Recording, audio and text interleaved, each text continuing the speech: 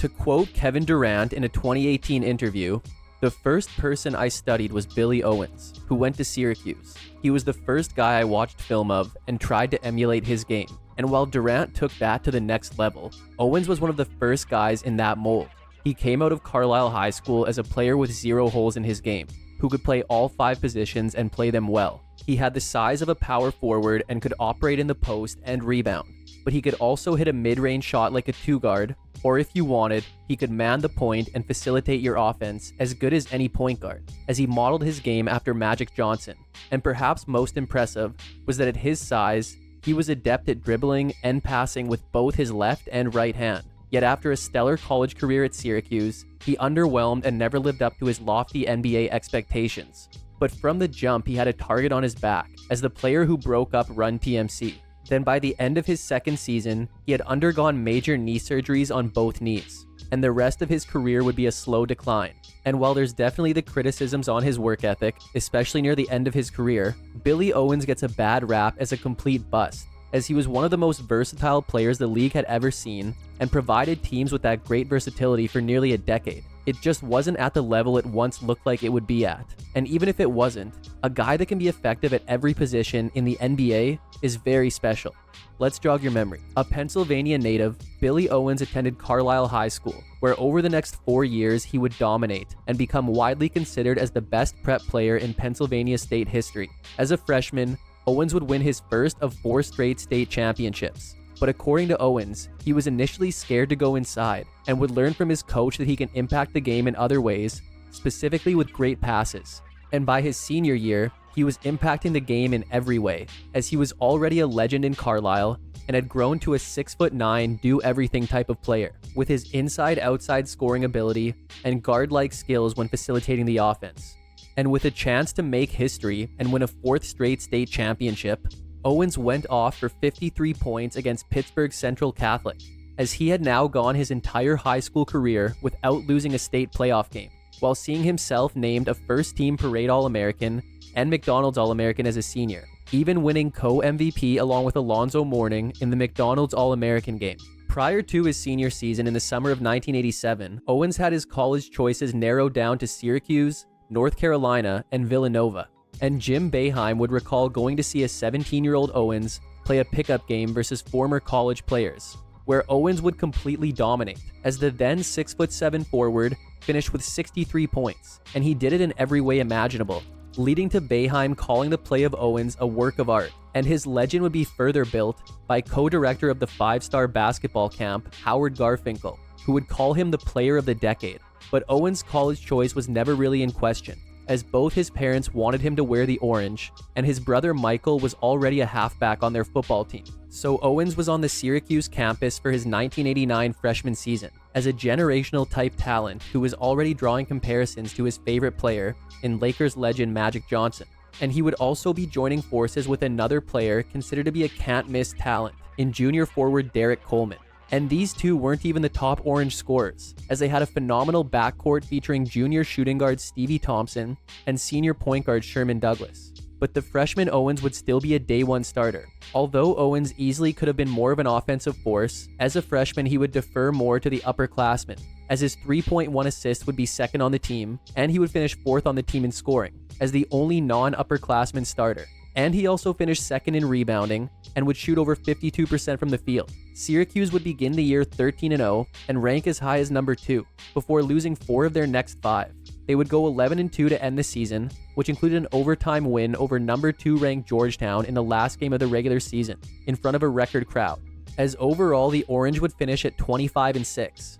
They would defeat Providence and then Seton Hall in the Big East tournament, but Georgetown would get their revenge by defeating them in the championship. But Syracuse would still get an NCAA tournament bid as a 1 seed, and the first round brought Bucknell. But Syracuse was without Coleman due to back pain, and Owens would step up, putting up a game-high 27 points and 13 rebounds on over 70% shooting. Coleman was back for their second-round matchup versus Colorado State, yet Owens would struggle, finishing with just 6 points on 2 of 8 shooting. but Syracuse would get the win to advance to the Sweet 16 versus Missouri. Owens would play much better, as he finished with 25 points and 8 rebounds on 10 of 14 shooting in a close win. And then the Elite 8 brought Illinois, and although Owens would go for 22 points and 8 rebounds on 50% shooting, Illinois would pull out the 3-point win to end Syracuse's year, as Owens finished the season with averages of about 13 points, 7 rebounds, and 3 assists per game. Douglas had graduated, and Owens would assume a much larger role in the offense.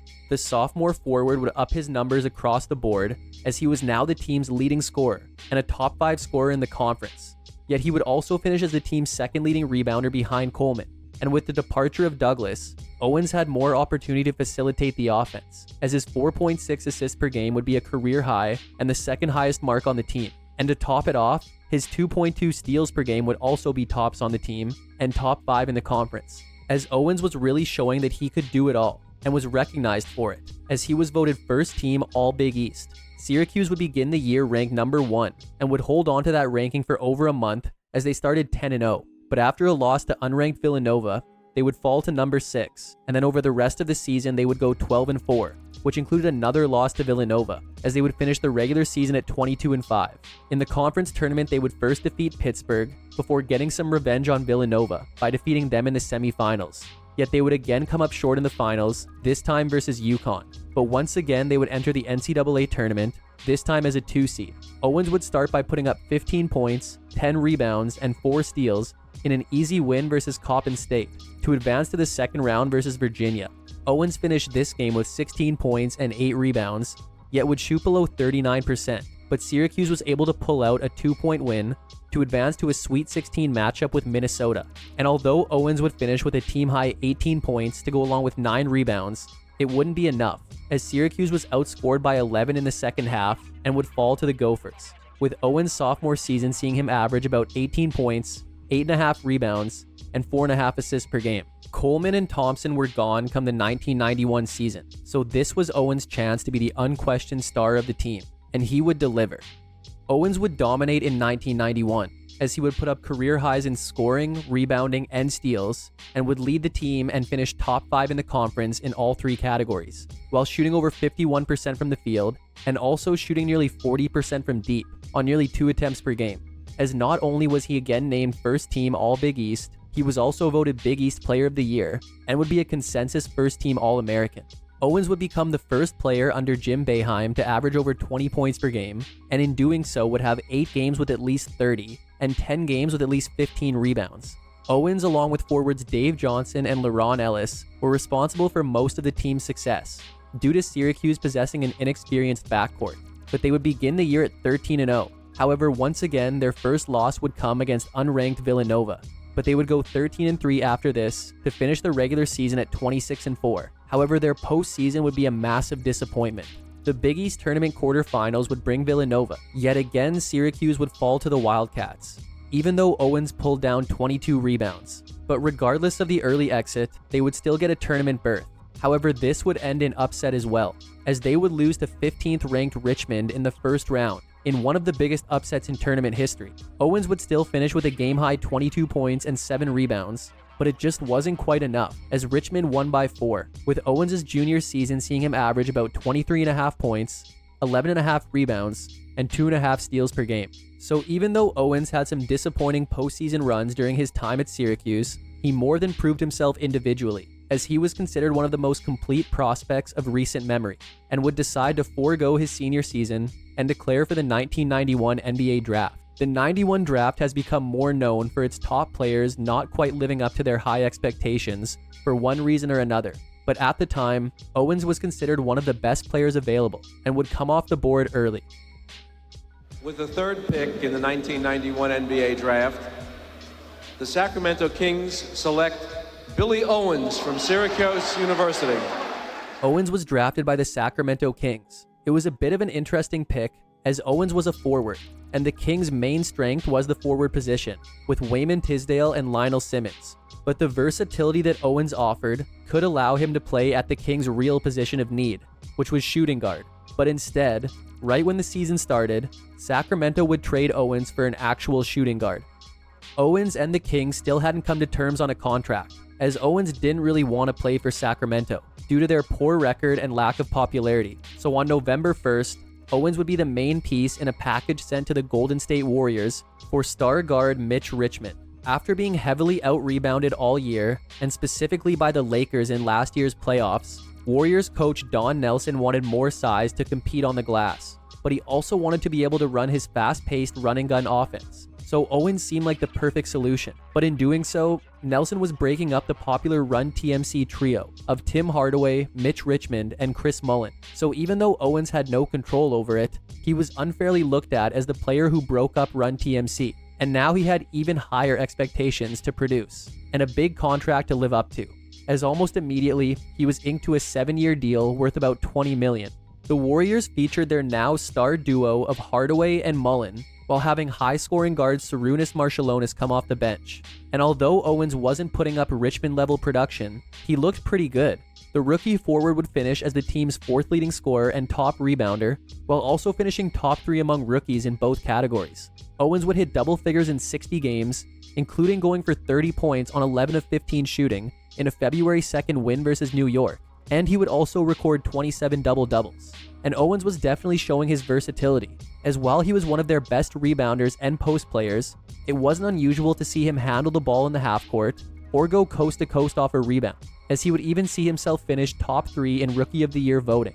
And with the Warriors possessing the league's highest scoring offense, they were able to put together their most successful regular season in years, going 55-27 and entering the playoffs versus Seattle. Owens would have a phenomenal playoff debut, going for 25 points and 11 rebounds on over 55% shooting in a Game 1 loss. Then he would follow that up with 16-12 in a Game 2 win. He would have 15, 7, and 6 in a 1-point Game 3 loss, then would have 21 points on 60% shooting in a Game 4 loss, as the Warriors would see their season come to a disappointing end. But his rookie season had seen him average 14.5 points, 8 rebounds, and 2.5 assists per game. So a good rookie season, coupled with a great playoff debut, was making Owens seem like a good acquisition by Nelson. And during the 92 draft, they would add a great two-way player who could fill the shooting guard position in Alabama's Latrell Sprewell. But this was an injury-filled season for Golden State. Hardaway would miss 16 games over the course of the year, and Mullin would miss 36,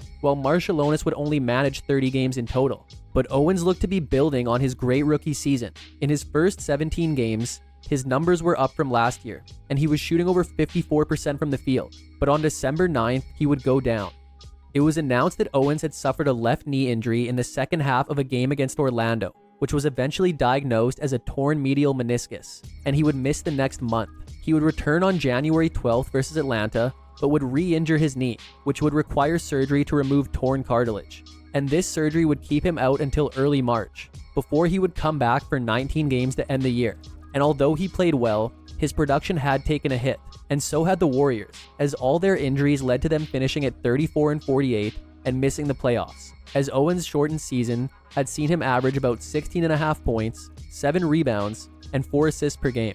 The Warriors' offense got even more intriguing after the 93 NBA draft, as shortly after selecting Anthony Penny Hardaway, they would package him to Orlando for versatile big man Chris Webber. So the possibilities seemed endless, with both Webber and Owens being able to play nearly every position. But before the season started, the Warriors got some bad news. Tim Hardaway had torn his ACL in practice just weeks prior to the season and would miss the entire year, while Marciulionis was also out for the season for a torn ACL of his own. But there was also Owens, who had obviously dealt with his left knee injury the season prior. But in late June, he had undergone another surgery, this time on his right knee, to remove torn cartilage. So although he was ready for opening night, he had undergone major surgeries on both knees about 6 months apart. But he would still look pretty good in 1994. Even without Hardaway, the Warriors put together a great year as one of the league's highest scoring offenses. And with Webber being used primarily at center, they were a matchup nightmare for a lot of teams. But Webber was also quickly separating himself as the team's best front court player. Yet Owens was still able to produce well. His scoring had dropped, but for the third straight season, he would shoot above 50% from the field and would finish second on the team behind Webber in rebounding on a career-high 8.1 per game, while also dishing a career-high 4.1 assists per game. And he was healthy, appearing in 79 games this season, as he would hit double figures in 66 of them, while also recording 27 double-doubles, which included a 20-20 game. when he went for a career-high 22 rebounds along with 21 points in a November 28th defeat of Detroit, and the Warriors would ride their fast-paced offense to a much-improved 50-32 season, which would get them back into the playoffs, this time to play Phoenix. Owens would have another great start to this series, as in a Game 1 loss, he put up a postseason career-high 27 points and 17 rebounds, while shooting over 56% from the field. But a Game 2 loss would be his worst postseason performance up to this point, as he would have just 14 points on 3 of 11 shooting, but he would add 8 rebounds. Then in Game 3, he would put up an efficient 18 points on 9 of 16 shooting, along with 5 rebounds and 6 assists, but would also struggle with fouls in another loss, ending Golden State's season, as overall, the Suns' Charles Barkley had his way with the Warriors' front court this series. But Owens' third year had seen him average about 15 points, 8 rebounds, and 4 assists per game. There had been a lot of conflict over the season for many reasons between Webber and Don Nelson, and one of the things Webber was unhappy about was playing center instead of his natural power forward. And even though the chances of mending the relationship seemed quite slim at this point, the Warriors would trade for a center just days before the 95 season, when they acquired Ronnie Cycli from the Miami Heat. But to get him, they had sent Owens to Miami. And as Webber and Owens had developed a good friendship, this likely just made things worse, as a couple weeks later, they were forced to trade Webber as well. But back to Owens. The Owens-Cycli trade had seen one Syracuse alum traded for another, and now the fourth-year forward was gearing up to play for a team in transition. As a couple games into the season, they would also trade guard Steve Smith to Atlanta, as their only real player of note remaining was Glenn Rice. Owens would appear in 70 games this season, but injuries were really starting to take away from his effectiveness. He was dealing with a strained hamstring early in the year, and would also deal with thigh and ankle injuries, as his scoring would dip for the 4th straight season, and he would shoot below 50% for the first time in his career. But Owens was still counted on as one of the team's best players, and would still finish as a top 3 scorer, rebounder, and distributor, as although it may not have been at the same volume, he still offered a lot on the court. He would hit double figures in 51 games, and would record 18 double-doubles, as he would even have his first and only triple-double in a January 5th defeat of Minnesota, as he finished with 19 points, 10 rebounds, and 10 assists. But the trades the Heat made didn't do anything to improve their team, as after recording the best season in franchise history last year, they would see a 10-game regression, going 32-50 and missing the playoffs, as Owens' season saw him average about 14.5 points, 7 rebounds, and 3.5 assists per game. It was a new era in Miami going into 96, as they had a new coach and team president in the legendary Pat Riley, and he would waste no time in trading Rice to acquire star center Alonzo Mourning from Charlotte. But even though something was happening in Miami, Owens would be gone before it really started. Owens had actually been looking very good for Miami over the first half of the season. After playing and starting in 40 games, he was putting up improved numbers across the board and again shooting over 50%. But then the trade deadline came, and the Heat were 24-29 and in danger of missing the playoffs. So in an effort to shake things up and free up cap space for the future, Riley would make a series of trades, and one of those would involve Owens. Owens was included in a package to the Sacramento Kings, in what would be a bit of a full circle moment, as 5 seasons later, he was playing for the team who originally drafted him, alongside the player who he was traded for in Mitch Richmond. Unfortunately for Owens and the Kings, he was no longer the same Owens that came out of Syracuse in 1991. Owens would only appear in 22 games for the Kings, starting 11 of them, and putting up the lowest numbers of his career. But he was also still recovering from a separated shoulder that he suffered in early December, while still with Miami. But this injury had gotten him a bad reputation, as reportedly, Riley didn't want teams to go after his shoulder, so he advised Owens to only refer to it as a bruise. But when Owens missed 10 games due to what was reported as a shoulder bruise, he was given a label of a player who doesn't try to play through the pain, even though the injury was much more severe than people thought. So even though Owens hadn't been what the Kings had hoped for so far, they would still finish with a 39-43 record, which would be enough to get them the last playoff spot in the West. But this time, Owens wouldn't produce his great playoff numbers like he had in Golden State. He would start all 4 games and was serviceable, but he was getting nearly 33 minutes per game and only averaging about 8 points, while often finding himself in foul trouble, as the Kings would lose in 4 to end their season, as Owens' overall year had seen him average about 13 points, 6.5 rebounds, and 3.5 assists per game.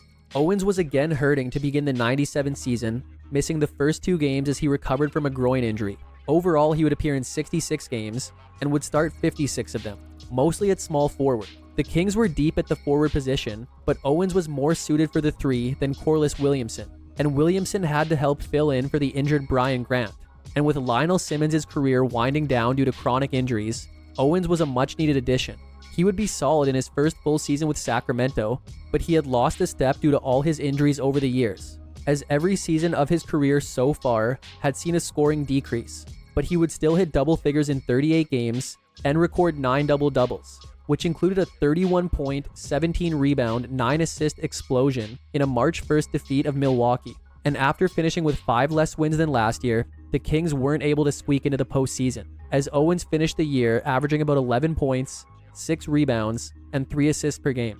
1998 would see Owens put together one of his healthiest seasons in years, as he would play and start in 78 games and get about 30 minutes a night. And although his scoring again dropped, he would finish as the team's 3rd leading scorer, and would also lead the team in rebounding, in what was a bit of a resurgent season for Owens. He would hit double figures in 40 games and record 14 double-doubles, including a February 4th defeat of Denver, when he had 27 points and 13 rebounds, with 10 of those rebounds coming on the offensive glass. But the Kings would see a noticeable drop in their team scoring this year, and in turn would finish at 27-55 and miss the playoffs, as Owens' year had seen him average about 10.5 points, 7.5 rebounds, and 3 assists per game.